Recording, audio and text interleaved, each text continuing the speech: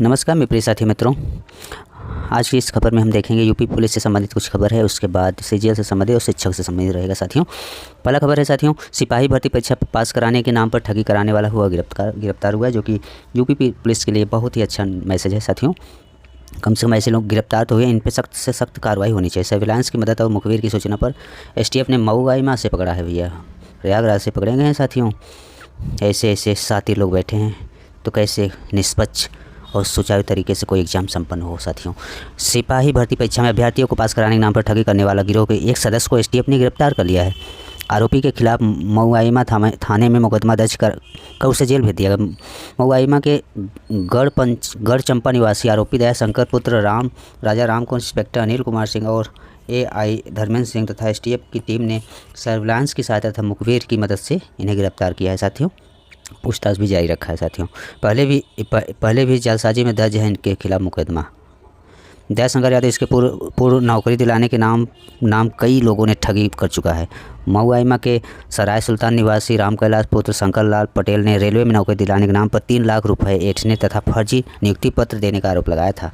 पीड़िता की शिकायत पर जो पीड़ित है उसकी शिकायत पर वर्ष 2019 में मऊआइमा थाने में उस पर जालसाजी और पीड़ित से गाली गलौज करने तथा धमकाने संबंधी धाराओं में भी मामला इस पर दर्ज है साथियों। ऐसे लोगों पर सख्त से सख्त कार्रवाई की जानी चाहिए, है ना साथियों। और आगे देखते हैं, एसटीएफ ने दयाशंकर के पास से एक मोबाइल और अभ्यर्थी नमो नारायण पांडे के नाम पर एक आधार कार्ड की छाया प्रति तथा 5,000 रुपये बरामद किए हैं। एसटीएफ इंस्पेक्टर अनिल कुमार सिंह की तहरीर पर मऊआइमा थाने में भारतीय न्याय संहिता धाराओं तथा उत्तर प्रदेश सार्वजनिक परीक्षा अनुचित साधनों का निवारण अध्यादेश 2024 के तहत मुकदमा दर्ज कराया गया साथियों। इस न्यूज आज साथियों यूपी पुलिस संबंधित। आइए अगला देखते हैं न्यूज़ में क्या है। बताइए साथियों, 8 साल से कंप्यूटर शिक्षक नहीं, फिर भेजा प्रस्ताव। बताइए ऐसी स्थिति है साथियों। 2016 में राजकीय स्कूलों में पहली बार पद सृजित हुआ था और 2018 में एलटी भर्ती में 1673 पदों पर 36 शिक्षक ही मिले थे कंप्यूटर से संबंधित। आउटसोर्सिंग और संविदा पर ही मिले कंप्यूटर शिक्षक निदेशालय ने नियुक्ति के लिए फिर से भेजा प्रस्ताव साथियों। पाठ्यक्रम में एआई और ड्रोन लेकिन पढ़ाने वाला, बताइए पाठ्यक्रम में एआई और ड्रोन है लेकिन पढ़ाने वाला कोई शिक्षक ही नहीं है साथियों। ये स्थिति बना हुआ है। यूपी में शिक्षकों की भर्ती का मामला सुप्रीम कोर्ट पहुंचा। बताइए 69,000 शिक्षक भर्ती मामला सुप्रीम कोर्ट पहुंचा। इन शिक्षकों पर क्या गुजरेगा साथियों। ऐसे भ्रष्ट और करप्ट लोग कहां से आते हैं और इनको बढ़ावा देता कौन है? हम ही लोग तो देते हैं। इनके हौसले कौन बढ़ा रहा है?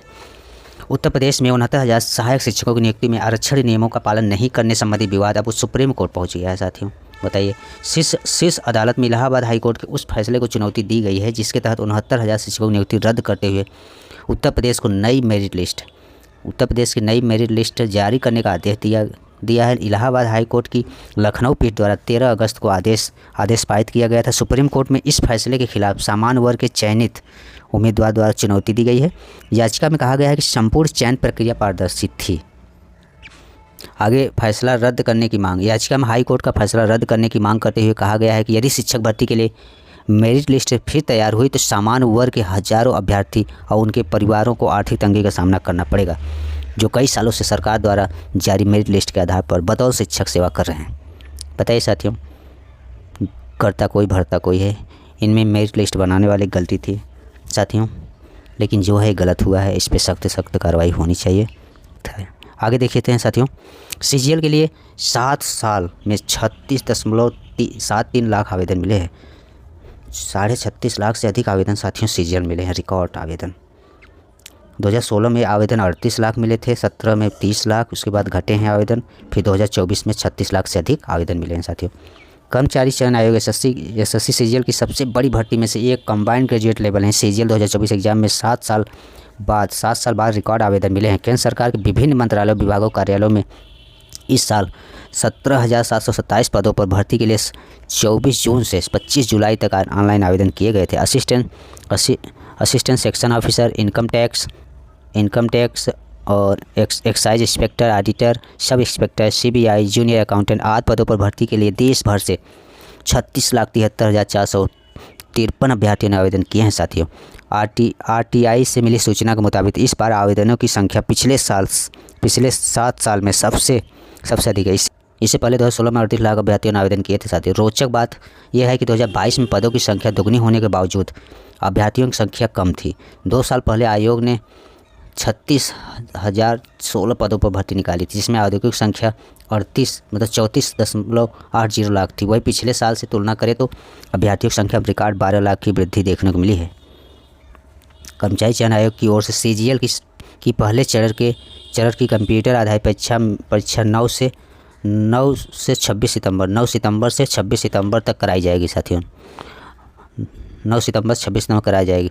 मध्य क्षेत्र में यूपी और बिहार के 19 शहरों में ये परीक्षा 89 केंद्रों पर कराई जाएगी साथियों।